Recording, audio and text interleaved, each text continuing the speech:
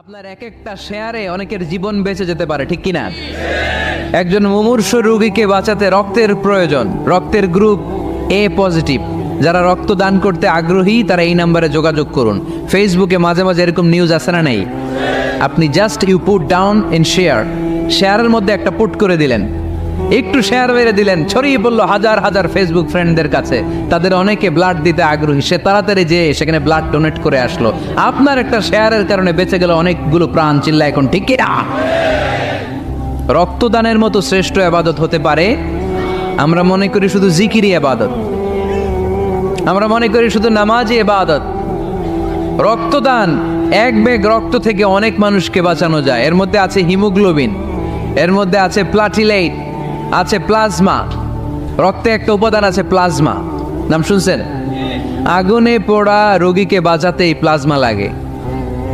হসপিটালের বার্ন ইউনিটে যেয়ে দেখবেন মানুষ কিভাবে চিল্লায়। নুসরাত নামে একটা মেয়ে মারা গেল না?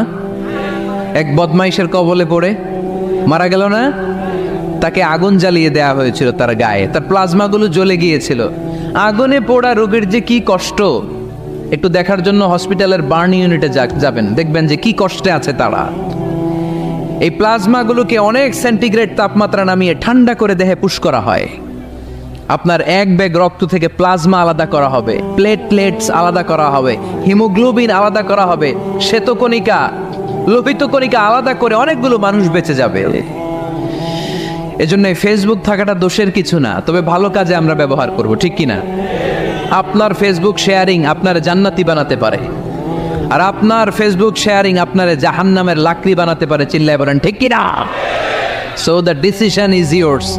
সিদ্ধান্ত আপনাকে নিতে হবে, আপনি কিভাবে করবেন। যে কোনো বিপদে ওয়া ইলা রাব্বিকা ফারগাব, কোনো দিকে মনোনিবেশ না করে কার দিকে মনোনিবেশ করব? যে কোনো বিপদ আপদ ফেসবুকে শেয়ার করার আগে শেয়ার করব কার কাছে? আমাদের যার যা লাগে আল্লাহ সবও যদি দিয়ে দেয়, আল্লাহর ধনভাণ্ডারের 1 ইঞ্চিও কমবে? হাদিসে কুদসিতে আল্লাহ বললেন, লাউ আন্না আউওয়ালাকুম ওয়া আখিরাকুম ওয়া ইনসাকুম ওয়া জিন্নাকুম, পৃথিবীর সব জিন, পৃথিবীর সব মানুষ বিশাল মরুভূমিতে দাঁড়িয়ে যদি আমার কাছে চাইতে শুরু করে, আল্লাহ এটা দাও, ওটা দাও, ওটা দাও, আমি আল্লাহ তোমাদের সব চাহিদাও যদি মিটিয়ে দেই, আমি আল্লাহর ধনভাণ্ডারের 1 ইঞ্চিও কমবে না। এজন্য চাইব কার কাছে? বিপদে আপদে ভরসা করব কার কাছে? আর অবসরগুলোকে কাজে লাগানোর দরকার আছে না নাই? স্বাবলম্বী হওয়ার চেষ্টা করার দরকার আছে না নাই? ফাইন্নামা আল উসরি ইউসরা, ইন্নামা আল উসরি ইউসরা। নবী হে, কষ্টের পরেই আছে সুখ, দুঃখের পরেই আছে আনন্দ। সব সময় মানুষের সময় একরকম কাটে না।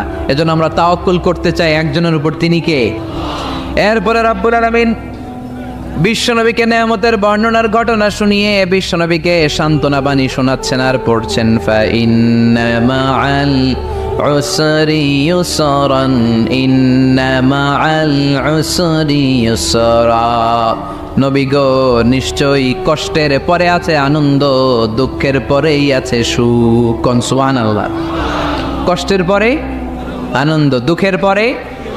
The struggle isn't permanent in our life. দুঃখ কষ্ট এটা আমাদের জীবনে পার্মানেন্ট না, এটা সাময়িক। আচ্ছা, আওয়াজ করে উত্তর দেন তো, 1 বছরে কয়দিন আপনাদের ফরিদপুরে? কয়দিন? 365 দিন। গত 365 দিনে না খেয়েছিলেন কয়দিন? 20 দিন, 30 দিন। তার মানে অল্প কিছুদিন না খেয়েছিলাম, সারা বছরই খেয়েছিলাম, ঠিক কিনা? আচ্ছা, তো 365 দিনে অসুস্থ ছিলেন কয়দিন? 4-5 দিন, কিংবা 20 দিন, কিংবা 1 মাস, কিংবা 56 দিন, কিংবা 65 দিন। তার মানে বাকি 300 দিন আরামে ছিলাম কি ছিলাম না? তার মানে আমাদের জীবনে দুঃখ বেশি না আনন্দ বেশি?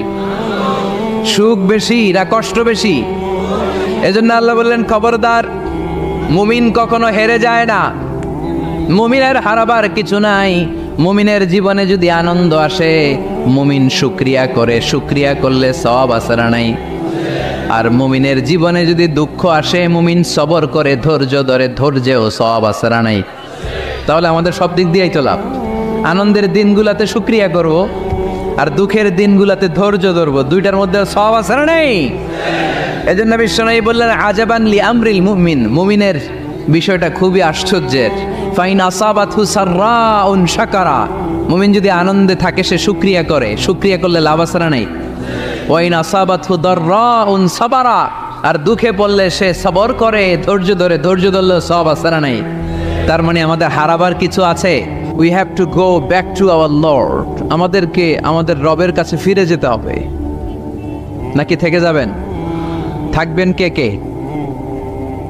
কেউ থাকতে পারবো না। This is the nature of life.